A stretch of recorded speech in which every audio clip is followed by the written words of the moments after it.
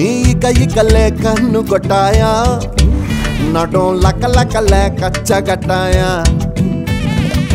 మజాగా మడతేస్తివే పీచు మిఠాయా నేను తన మీద ప్రాణం పెట్టుకున్నాను అది కాస్త అర్థమయ్యేలా చెప్పండి సోజావో పడకేస్తారా సుబ్బనాతి అమ్మ వాటంగా పిలిసినదే వాటర్ బాటిల్ మోతే నువ్వెందుకు ఎప్పుడు గుండుతోనే ఉంటున్నావు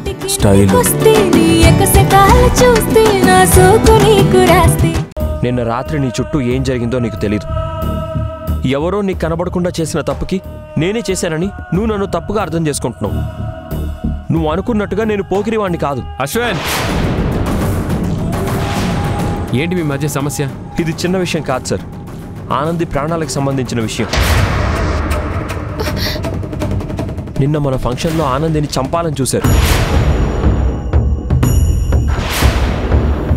శివంగి రాత్రి 7:30 నిమిషాలకు.